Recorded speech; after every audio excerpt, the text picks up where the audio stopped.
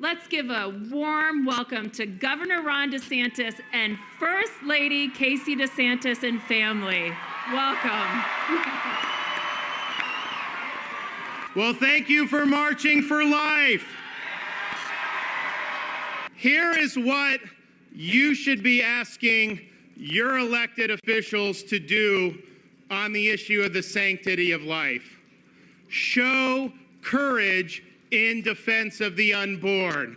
That's what we need from the people that we elect to the office. The sanctity of life does not depend on poll results. It doesn't depend on which way the wind is blowing. It's an enduring truth, and it represents the foundation of our society, which in our original founding document, which we will celebrate next year, the Declaration of Independence, declared that we hold these truths to be self-evident, that all men are created equal, and we are endowed by our Creator with certain unalienable rights, beginning with the right to life itself.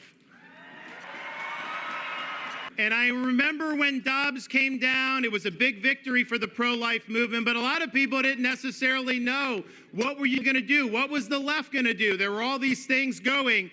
And what the left did is they poured hundreds of millions of dollars into these ballot initiatives. And in 2022, they swept the country. I think they won every single ballot initiative in favor of many times abortion on demand until birth. So we then in 2024 cycle, we were facing in Florida one of these initiatives in our state, and it was very deceptively worded. But when they polled it, 75% of Floridians were in favor of it. Even though the language was misleading, they got it on the ballot. They put $120 million into enacting this as part of our Constitution. The media was behind them 100%.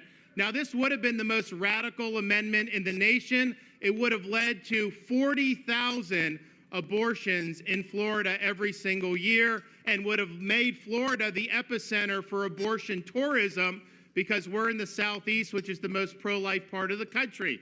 So the stakes were very high here. Now, most elected officials, they'll say, look, what's on the ballot is not their issue. Like, people can decide, and they wash their hands of it, and they walk away.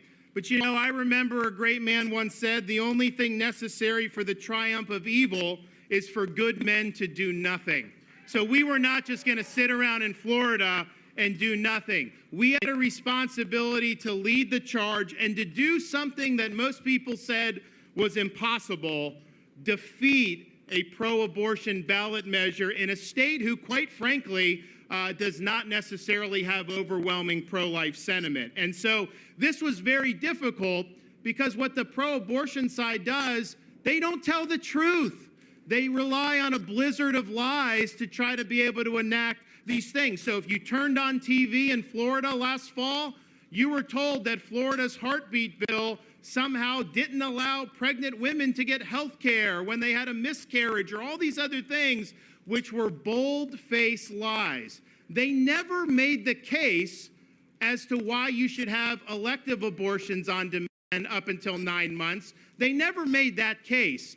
They were focusing on running commercials, lying about what we were doing in Florida. So this was difficult because, you know, people see it on TV and they think it's true. So this was all hands on deck.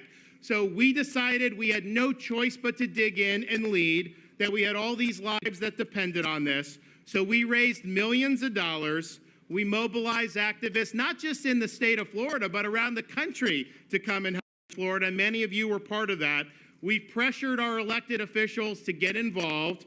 We barnstormed the state. I had physicians against Amendment 4. We had survivors of abortion talking against Amendment 4. You name it, we did it.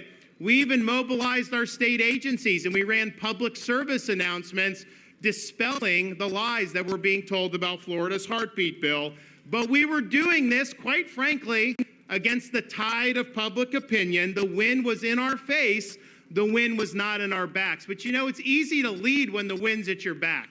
Anybody can do that. The question is, when those things are, when you have all the odds stacked against you, are you going to dig in, and are you going to do what's right? And I'm proud to say that we defeated this radical pro-abortion amendment And we were the first state in the United States to ever defeat one.